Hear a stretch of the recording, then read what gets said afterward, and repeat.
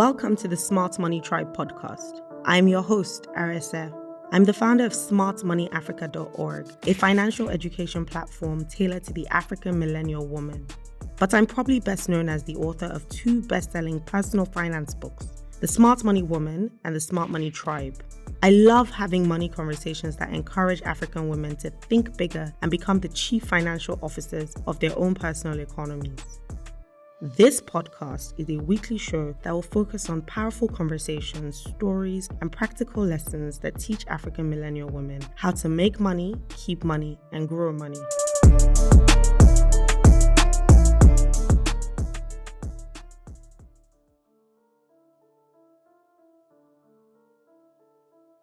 Hi, potties! So, in case you haven't heard, the book I published in 2016, The Smart Money Woman, and then turned into a 13-episode TV series that aired last year in 2020, is now coming to Netflix.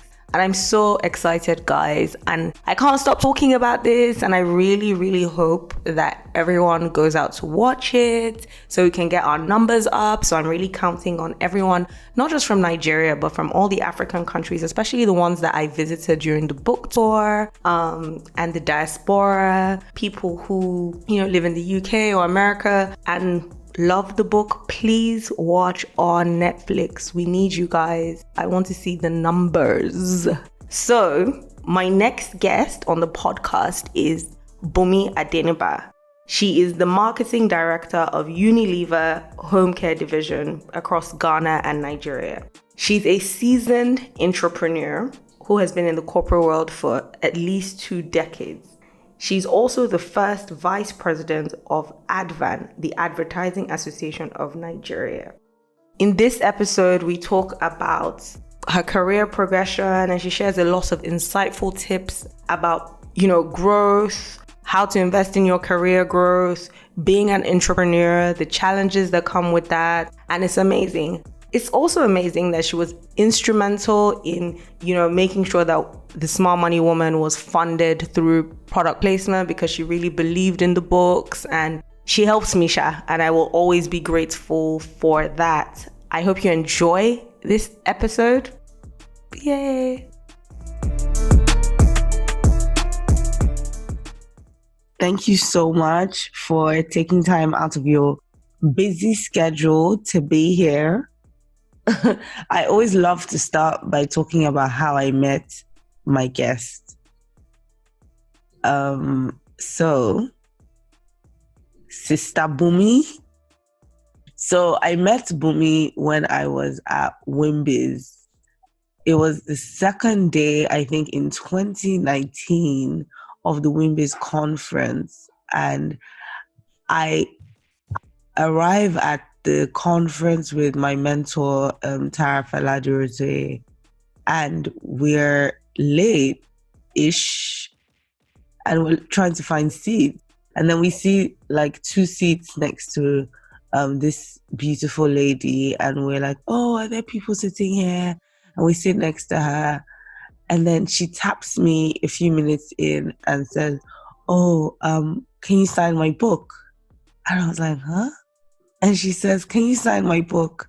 And it was a copy of my second book, The Smart Money Tribe. And we basically just hit it off from there. And the most amazing thing, happened after, because she told me that she was the marketing director for Unilever in Nigeria and Ghana. And I had been seeking Unilever out to sponsor my TV series. I had just converted the book, The Smart Money Woman, into a 13-episode TV series. I'd been seeking them out, and she was like, oh my God, Arese, I can see how this would be a great fit and all of that. And she made it happen. It was the most amazing thing ever. She's a woman who has really supported me since I met her, and I'm so grateful for that. So I'm super excited to have you on the podcast. Oh, thank you so much for having me. I'm delighted to be here. Thank you. I know you're super busy, but I love your story. I love your journey. And I really want my audience to hear from you about how you started. So you're one of the best examples of an entrepreneur. So maybe share a little bit about, how you came to be this amazing entrepreneur, how you came to be a mover and shaker in the FMCG world. Right. Thank you so much, Arese. And it's so inspiring to be having this conversation with you. And whilst we were doing the introduction, all of how we met came strongly back to me. And I'm going to backtrack just one step, just one of the steps that you. So before Wimbies, I'd followed you for quite a bit when you wrote the first book and when you wrote the second book, basically because as a matter of principle, whether for mentors that I'm looking up to, peer mentors or people that are just doing phenomenal work, I'm usually least interested in whether you know me one-on-one, but I can shadow your very good work. So I'd sent you a message, I think some weeks before Wimbies, and I just said, well done, Arese, you're doing such good job. And I sometimes use your story to challenge my teenage daughters, just that doism, that doism. I remember telling you at Wimbies that, that was me who sent you that message. So I thought I should start from that. Thank you for the phenomenal work that you're doing, inspiring across works, different women in different walks of life. Well, so at the start of my story, I like to call myself a factory girl. For some reason, I find it shrill from just describing myself that way because my career started with as a management trainee with a multinational, but after my training, I was in the supply chain end of things. But marketing and translating what the brands do to the consumer had always been something that intrigued me. So I, at that time, just had a plan to say, how do I transition into marketing? What do I need to do? What kind of books should I be reading now? What kind of people should I be shadowing and following? And so some 10 years into my career, I took a break. Went to school, learned a little bit more about the commercial end of things, and then came back and moved into marketing. And my journey has been that since. Why I love the whole concept of being an entrepreneur and working for big organizations, for me, it's just the power of multiples, right? And so everything around being an entrepreneur or doing within the context of an organization that gives you a global appeal had always been one that for me was one of the things that I wanted to do, and working with big organizations where you can shape decisions at such a big scale, in that sense. So that's been my journey career-wise and what I've done so far now in marketing with Unilever. I know you like to be humble about your position and all of that, but what are the biggest challenges that you've had to face, like being the marketing director for Unilever? The biggest challenge, and I will say to you that it's still an ongoing challenge for me on a personal note, is just really understanding the consumers that we serve. And as very basic as it sounds, everything else that we do after them, that we go on to build campaigns, that we go on to build, whether intellectual property, I mean, you know it very well, having done this phenomenal work with books, going on to do intellectual property, product design, builds up on that understanding. When you miss it from that point, you would have expended a lot of energy, on things that would not be bullseye. So an ongoing challenge for me first is always, do we know what the people we're serving want, and are we really giving them the best of our ability? So you see, for me, it's continuous. All the other transactional things of how to do business in Nigeria, issues with ports, sourcing materials, those for me are everyday things like you will find in every other organization. They're tasking, they're stretching. I love it. So one of the biggest challenges that I've found with women is whether they're entrepreneurs or intrapreneurs like yourself, the fear of negotiations.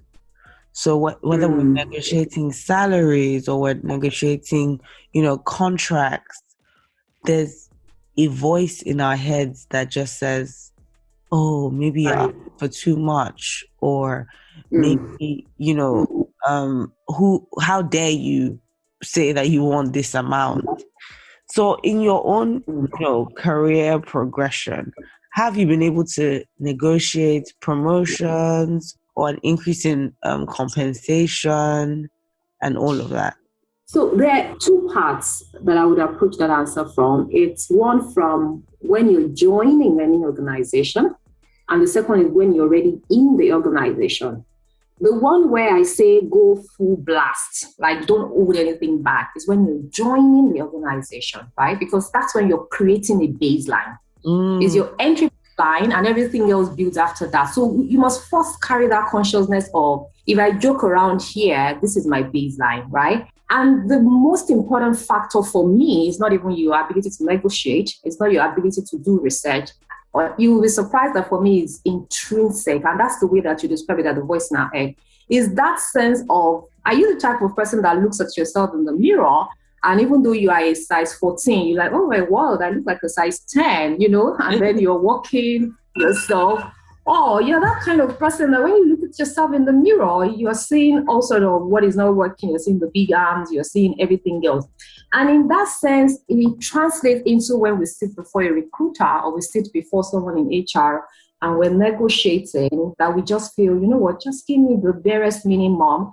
And you just say, you know what, I trust you. You guys already have a standard pay structure. Whatever you offer at my level, it's commensurate, it's fine enough. I won't ask for more. And I say, no, like, do your research, right?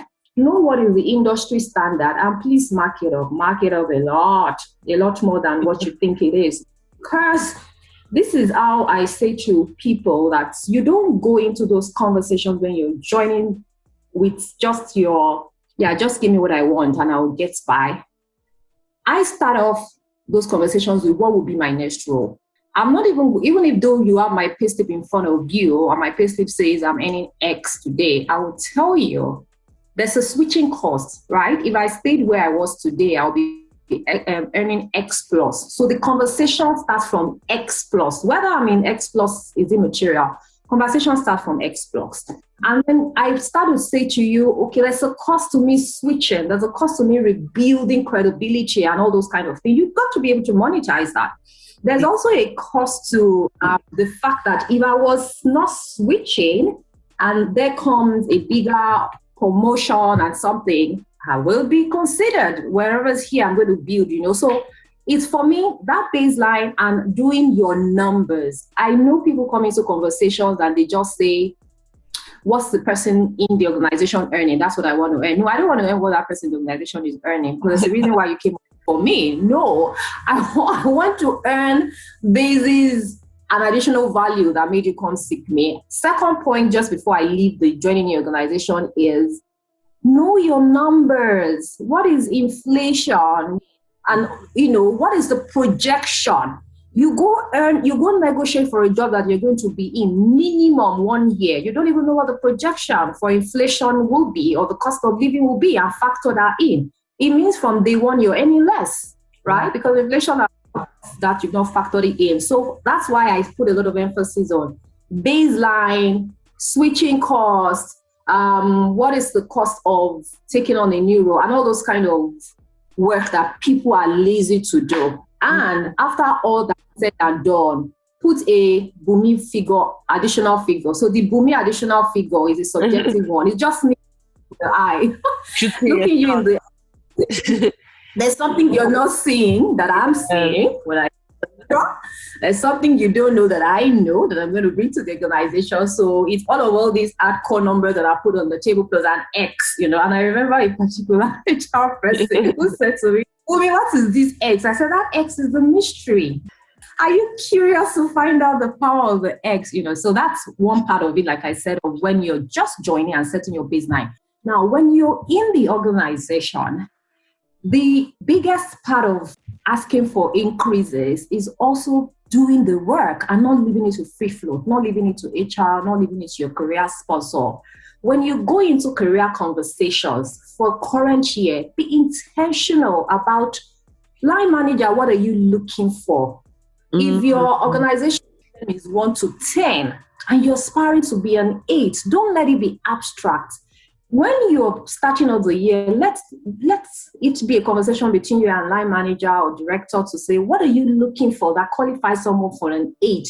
That's giving you like 12 months advance to work towards it. And if line manager gives you 6 items, please go ahead and do 8 items so that when you come to 12 months forward, it's not left to, yeah, we think, we don't think. It's there. It's objective. It's not, a filler. This is me assuming that you're already in a very good organization that has values, that is performance driven and has a performance management culture, right? And I'm putting that disclaimer because, again, the people who break hearts and don't get the fair end of the deal, right? So be specific on what will move me from point X to Y. What are 4 or 5 things I should do, and do them. The quality of and the value that you bring to the table, I call it what is your equity that differentiates you from everybody else, and do those. And ultimately, don't shy away from saying, as at this point in time, I think I should be earning more because of the value that I bring. Let me tell you what my final deal on asking for, I say, is a 50-50. And I'm going to repeat that. It's a 50-50. When you go to have a conversation about, I need more, I need to earn more, or when you want to have a conversation about a baseline, you're pushing back and asking for more, it's a 50-50. By all standards, we want children to aspire for 90%, 100%. 50% is a good figure, for crying out loud, So, right? Go with your odds. What if you get a yes? Why are you obsessing over I will get a no? They will say I'm too demanding. They will say I'm too aggressive, or whatever word that we tell to ourselves. Just go for it, So I'll leave you at that, but it's quite an interesting conversation that I like to have. But remember, it's a 50-50. So why don't you go for the positive 50 and ask? I love it. I find that even I have to have pep talks with myself to say, Arese, you are worth this. You bring value. You you're working hard. Like, you deserve to ask for this number. Because it's so, I don't know, the voices in our heads, I don't know whether it's the way that we're raised. I don't know whether it's society, that socializes us to think like this. But when we want to strive for big goals, there's a lot of second guessing that goes into it. It's important for us to think about, the positive side. What if I get it? What if they say yes? So moving on, what did you do with your first paycheck? You earned a salary. What did you do with your paycheck? I remember this clearly. I gave it to my parents. Honestly, I remember that I don't know which of them I gave, whether it's my mom or my dad, but I know it went to my parents because for some reason it's always just been at the back of my mind that, that's what you're supposed to do, and then they pray for you, and then other earning things that you earn after that just opens lots of opportunities for you. So it's a very straightforward answer. It went to my parents. Whether they gave it back to me now, I can't remember. I remember I spent it.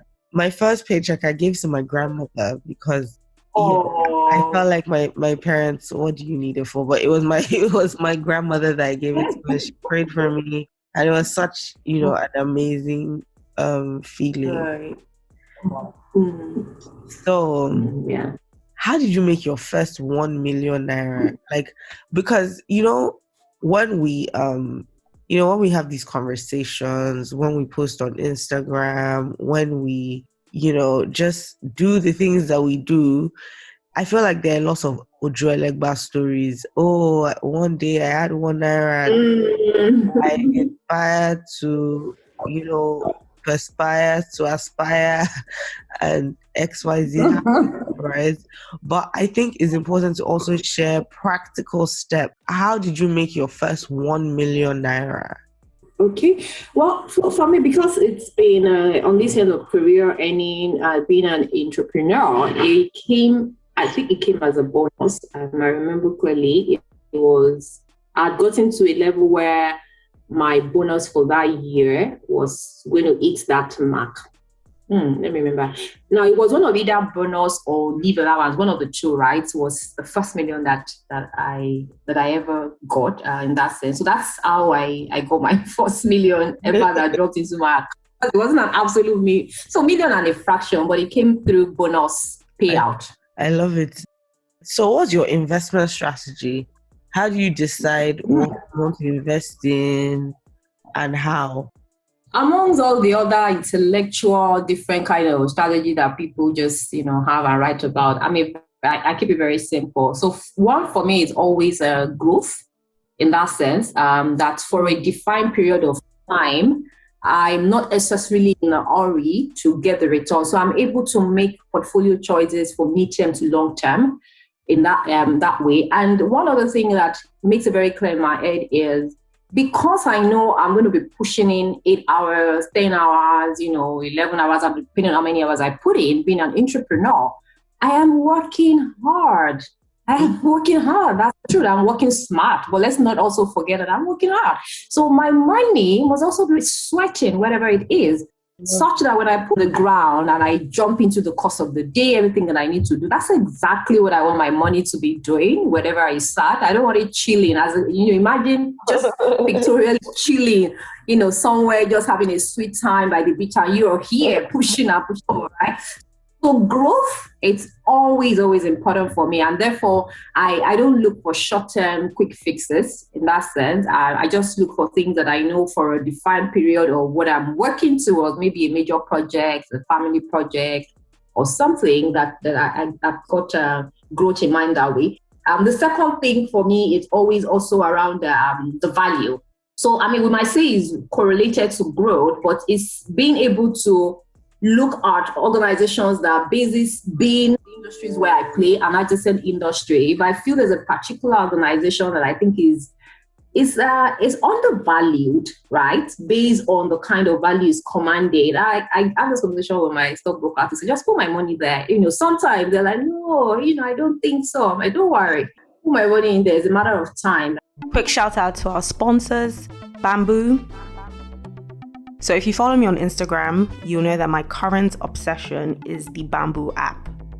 Because I'm trying to get richer, not poorer. And the way the inflation and FX policies are set up in Nigeria, it's become more important to start investing in more dollar-denominated assets. So I'm currently obsessed with Bamboo. This is no joke. Bamboo is an investment platform that gives Africans direct, real-time access to invest in or trade in over 3,500 stocks and ETFs listed on the US stock market from their personal devices. Bamboo makes it fast and easy for members to buy stock in companies they like Amazon, Facebook, Google, Netflix, to name a few. So download the app, guys. This episode of the Smart Money Tribe podcast is powered by Bamboo. Companies and think, is this a company that I want to invest in? I like what they're doing. Mm-hmm. So what is your most profitable investment? Okay, why? So I'll give you two answers. First one being at the early stage of my career when I didn't have like a huge pot of, funds anywhere.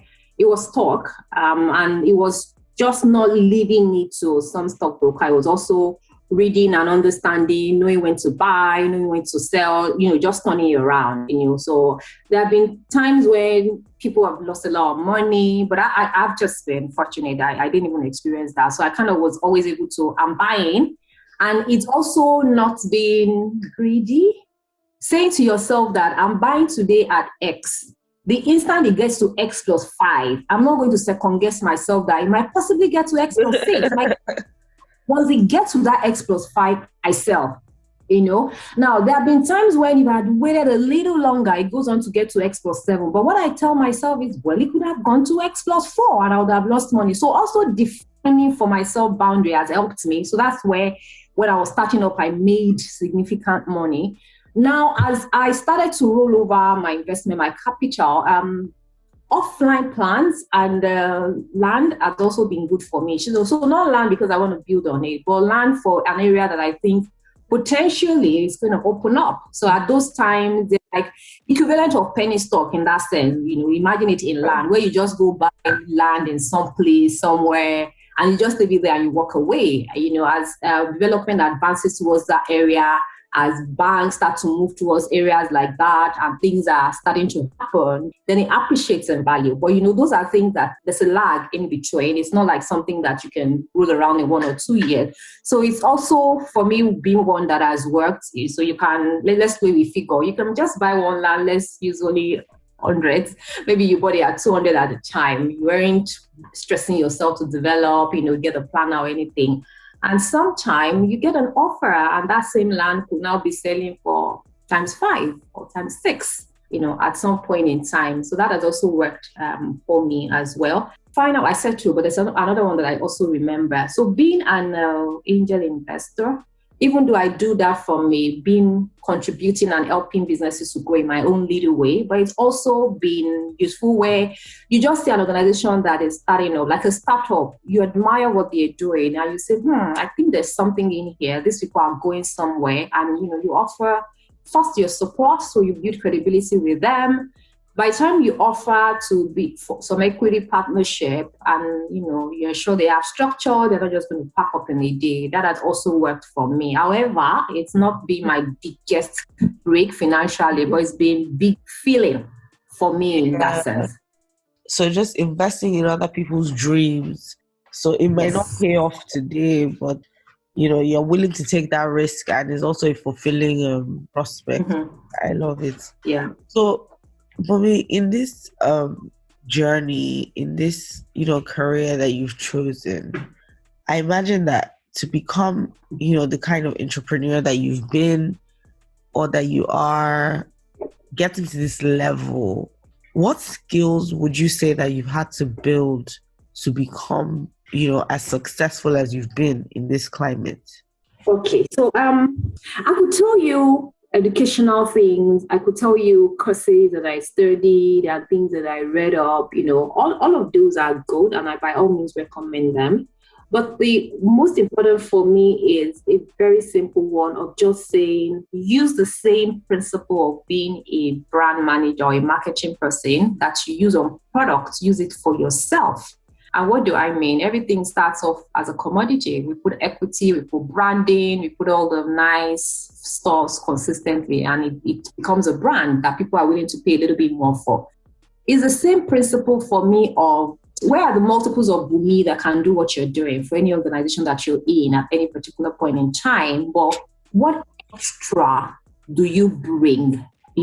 So it's pausing every now and then to reappraise myself for what new value are you able to bring to this organization, either in terms of leadership, in terms of your understanding of the market, of inside macro indices, at every point in time. It's been for me the most useful because that's what makes you relevant. That's what makes you not get to a point where you've lost touch and you've lost connection to reality in that sense. So it's the very practical way that I describe it. You'll find it funny, but I've shared it in another channel. Let me also share.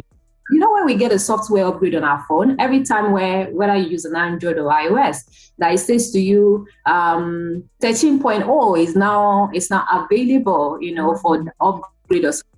Remember the way that I've forgotten the way that it's written. From the days of iPhone, right? Every time that I got that software upgrade, I would say to myself, my goodness, an intangible thing, a phone is getting an upgrade. Bunmi, why is your upgrade, right? So every time that my software went from 11.0 to 12.0, I'm under pressure. I'm like, oh my God, why is your 12.0, Bunmi? Okay, now we're going to 13.0, so I kind of attacked that every time that I did a software upgrade on my phone. And it's as basic as, okay, your phone is going to 13.0. Come on, Bunmi, there's something you need to add, right? Your phone can't be ahead of you. I would do these simple things as read a book on an area that I've not been interested in, right?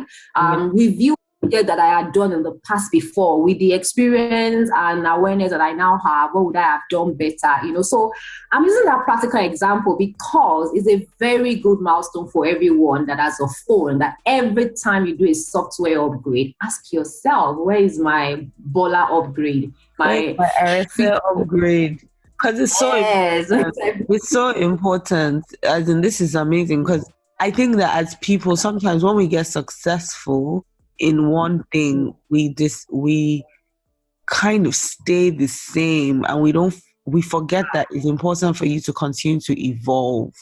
It's important for you to continue to upgrade your skills, upgrade who you are.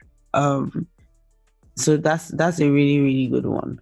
So we're talking about money, success, strategy and all of that. But one thing I feel like a lot of people learn from is mistakes. Right. So I feel like we learn the most from the mistakes that we've made, and more people need to share stories of mistakes, stories of failures. So what's the biggest money mistake or failure that you've ever, experienced, and what did you learn from it? This is going to be the most embarrassing answer. All right, so let's go.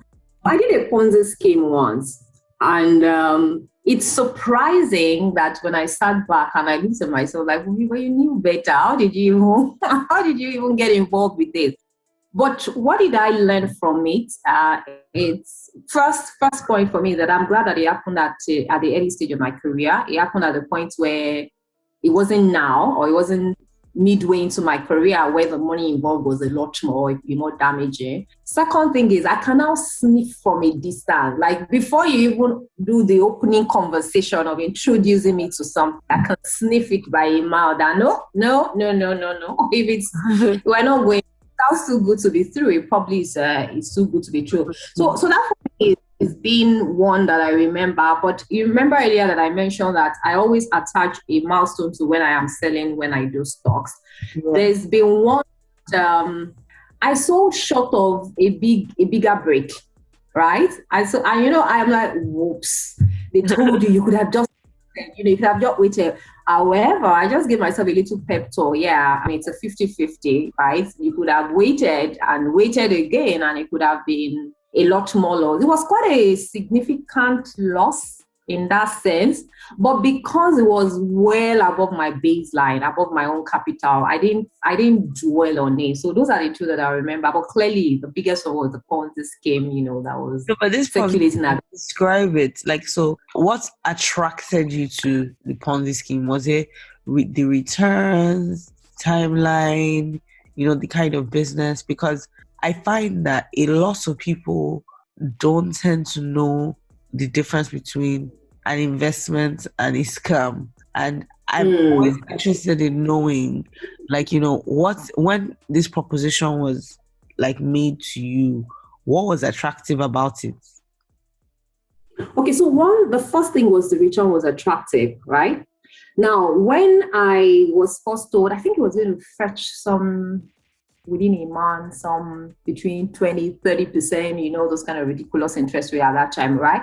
Now, the return was attractive, but I was also discerning enough to say, tell me exactly what you do, right? So that it wasn't something abstract.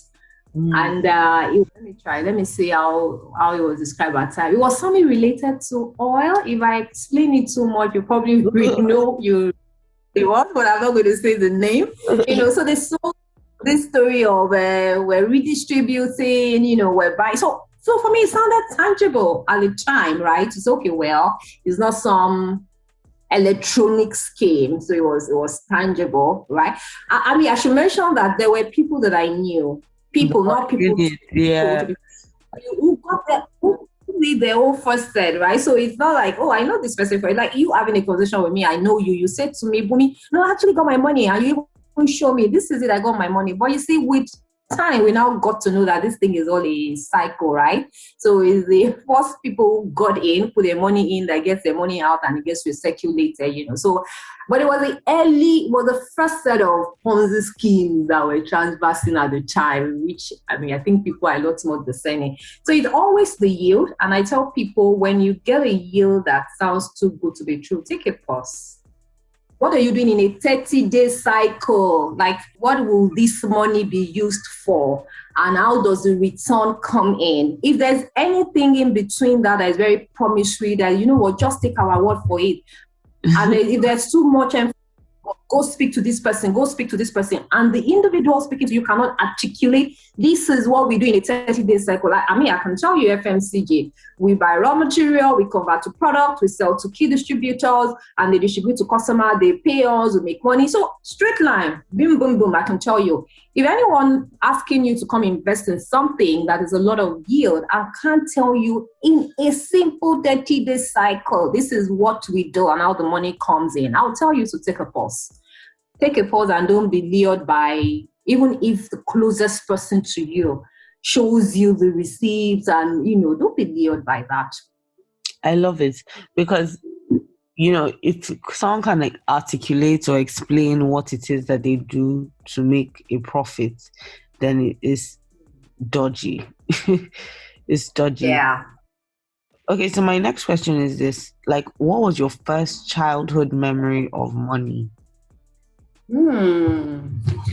See, that's the thing around how you mentioned a point earlier that stood with me. I think I noted it down. That is it about how we raise or something. I remember growing up and feeling that money was infinite. You don't get to a point where you don't have money. So I didn't have any sense of scarcity around me. I didn't have any. I just had a sense of, you do good work. I see my parents go to work, make plans, do businesses, and something comes in, we're fine. I go and ask for, I need this, I get it. So it just gave me that sense of abundance in my mind, which still helps me to carry on in that sense. Aside the typical ones where you get money and you're told, what do you do with it? So sometimes when people tell stories of, auntie gave me money and my parents took it, my experience was my parents say, so what do you want to do with it? Right? So they will make me plan. I will make a plan what I want to do with it. I'm the one who decides where I will go drop it, so where I will keep the money. And when I go back, I used to find my money there, and when I make a plan. And I also remember them seeding this sense of investment to me, where sometimes my mom could say, bring your money. If you bring it and let me use it now, this is what I'll give you back at the shop. You can't pull anything on me. I will so hound you and nag you till you even have to give me more. So it gave me that. The first one that I mentioned, that abundance of there's always going to be money around you. And the second one of, if you put your money somewhere and you make a plan with it, you will get more, because that's what my mom used to do. She would take my money when she needed it and she would say, give me back my money. I make sure that I get an extra. So I think that's why I haven't been asked that question before, but it brings such good memories to me now. I love it. Now that I love it. So what are your guilty pleasures? When you're not investing, when you're not saving, what are the things that you love to do with your money? Experience. I like that experience of just pampering myself, go for a retreat. My shopping will not be the first thing on my mind.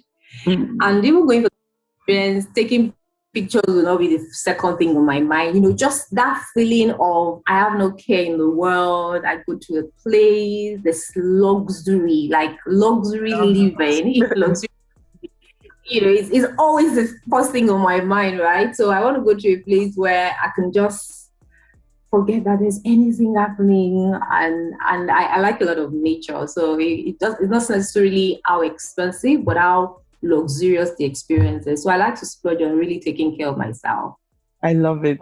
I feel like I'm the same, because I love experiences. I love to travel. I love, things that, but I'm different in that I like to take pictures and make videos because I want to remember it and relive it for as long as possible after the experience.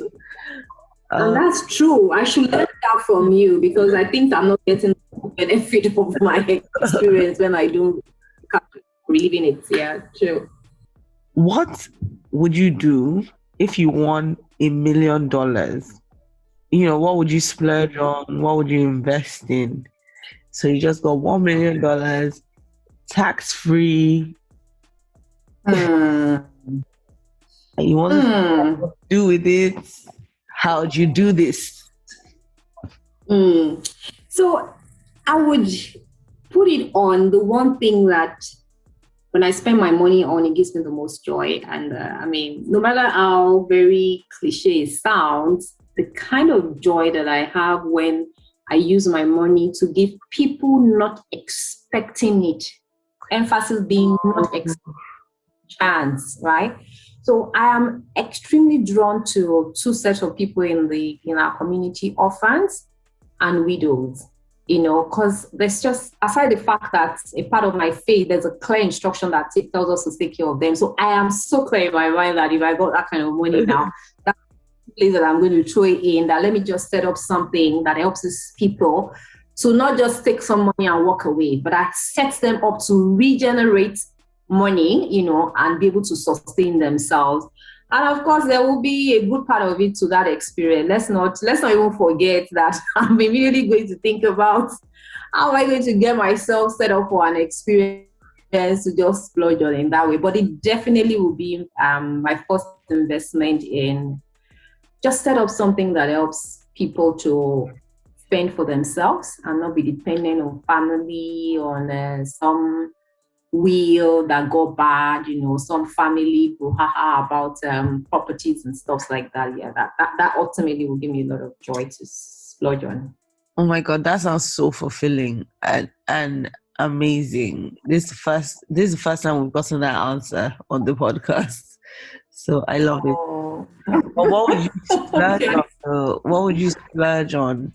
What would so aside from investing and, doing something, amazing for other people, what would you splurge on for yourself?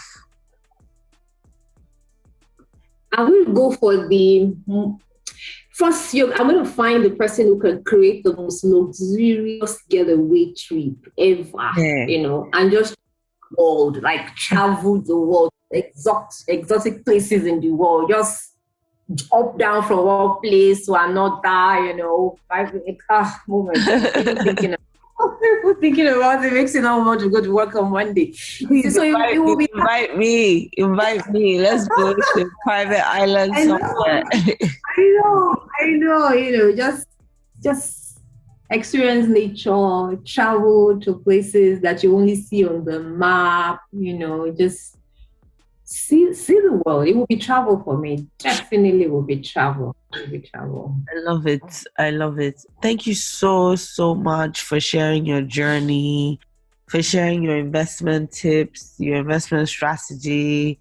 I'm super grateful that you made this interview happen. I'm so grateful because I know how busy you are.